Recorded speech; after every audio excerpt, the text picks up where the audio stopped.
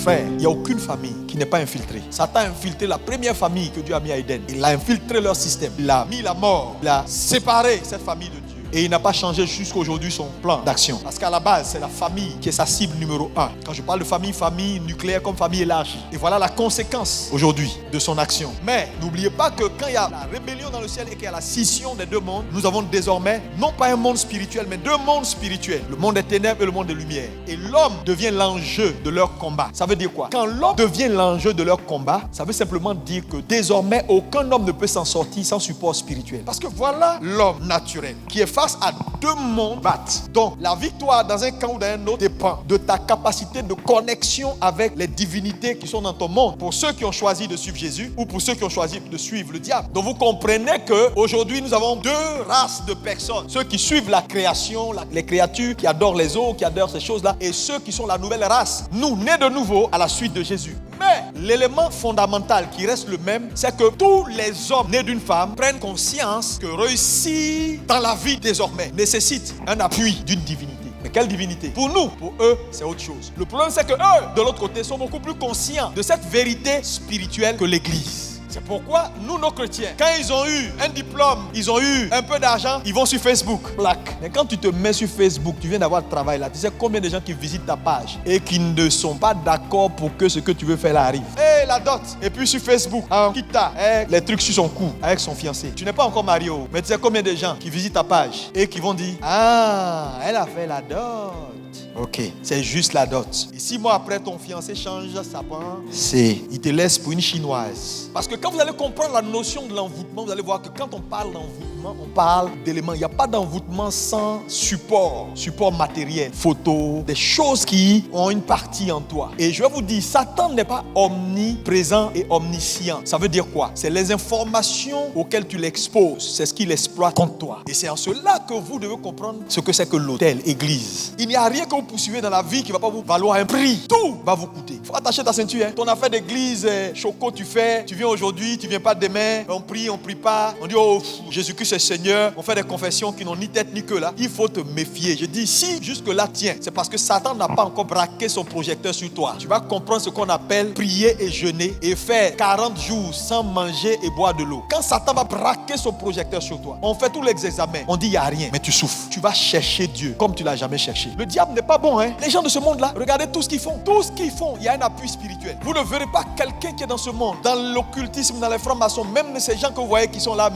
ils ont tous des supports spirituels. Ils vont construire un immeuble ou ils vont ouvrir une société, ils vont aller chercher leur marabout ou leur chef religieux, vaudou ou bien quoi. À minuit, ils vont venir faire consacrer le lieu et enterrer des choses en bas. Vous entrez dans les bureaux des gens, vous ne savez même pas ce qui se passe. Tous ces gars que vous voyez à Oussa, dans les petits coins, dès qu'ils s'installent dans un coin, ils vendent 1000 ans, ils sont là. Vous savez ce qu'ils enterrent dans ces coins-là? Les gens dans les maisons des gens, on dit le gardien, il est là depuis 20 ans, 30 ans, 40 ans, même le propriétaire est mort, mais ils sont toujours là. Les enfants ont grandi, ils finissent par prendre même la maison. Vous savez ce qu'ils enterrent là? Frère, ils ont compris que réussir dans ce monde, c'est avoir un support spirituel. Sa divinité doit me soutenir. Donc, nos parents qui sont sortis avec Adam au départ, qui n'étaient plus sous le contrôle de Dieu et qui ont peuplé la terre avec cette prise de conscience-là, et dans leur marche, donc, on bâtit des hôtels. Mais quand vous prenez la définition de l'hôtel, le mot hôtel, altus, qui veut dire lieu élevé. Mais pourquoi l'hôtel s'appelle un lieu élevé? Parce que les hommes ont compris que nous sommes sur terre et nous sommes l'enjeu. Mais les divinités que nous servons ne sont pas sur terre, sont au ciel. Donc l'autel devient en réalité la zone intermédiaire, le lieu qui n'est ni sur terre ni dans les cieux, où l'homme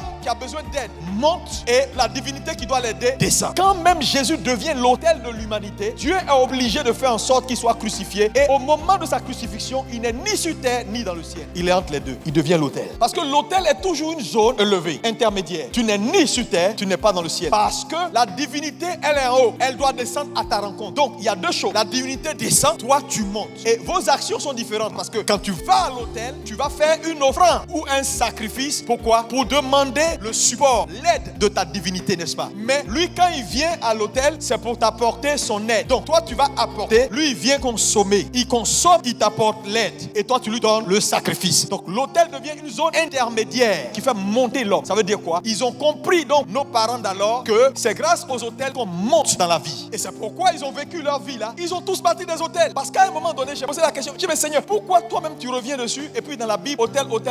Parce qu'en réalité, c'est le même principe, ça n'a pas pas changer. Parce que lorsque Adam a été chassé d'Éden, frère, ce n'est pas le Saint-Esprit qui l'a conduit, c'est Satan. Donc la compréhension des autels devient quelque chose de nécessaire. Parce qu'elle engage, qu'on le veuille ou pas, des combats hérités. Qu'en réalité, nous sommes la somme de nos parents. Ils nous transmettent beaucoup de choses, y compris un héritage spirituel. Et par la déclaration de Jésus, nous voyons que l'anneau a été lié par l'autel familial. Donc dans cette famille-là, par exemple, de l'anneau, personne ne devait voir la gloire ou manifester la gloire jusqu'à un certain niveau. Et voilà une prophétie qui vient sur sa vie. Au moment de l'accomplissement de la prophétie, l'autel l'a retenu. Parce que le problème avec les autels de famille, c'est qu'ils attendent quand ton statut est sur le point de changer. C'est là ils te montrent qu'ils sont là. Mais vous savez, Jésus est bon. Il a besoin de toi parce que sans toi, il ne peut pas éclore, il ne peut pas briller dans un domaine. Il ne peut pas briller dans ta famille. Il a besoin de toi pour briller dans ta maison, dans ta famille, dans ton travail. Il a besoin de toi pour que ceux qui t'entourent disent, Dieu là aussi il est bon. Ma soeur que tu vois là, je l'ai connue et la voilà aujourd'hui. Tu pries dans quelle église? Qui est ton Dieu? Et puis tu dis Jésus-Christ. Tu es en train de faire comme l'anneau qui marche sur les pagnes et puis qui s'en fout de quelqu'un. Et puis il dit ouais, regardez sur mon dos. Tu sais, tu as peut-être attendu longtemps parce qu'aujourd'hui quand tu parles maintenant aux gens, ils n'ont plus la foi parce que la vie les a malmenés. La vie les a tellement criblés que même quand on prophétise sur eux, ils sont là. Ils ont du mal à dire amen parce qu'ils se disent bon écoute c'est la même chose. Mon ami, je dis, il n'y a aucun autel qui peut tenir quand Jésus dit le maître en a besoin. Frère, le propriétaire n'a pas pu dire non. Les autels sont également des supports physiques qui symbolisent un contrat qu'on établit avec la divinité qu'on recherche, dont on recherche les faveurs. Mais pourquoi ces patriarches qui nous ont précédés aimaient bâtir des autels? Parce qu'ils ont compris simplement que l'autel, au-delà d'être un lieu élevé, au-delà d'être un support physique, l'autel est également un lieu d'échange. Ça veut dire quoi? Ça veut dire c'est le lieu où la divinité dont tu recherches les faveurs là vient pour t'apporter ce que tu cherches et toi tu lui donnes ce qu'il attend. Ça veut dire qu'on n'échange pas avec une divinité n'importe où.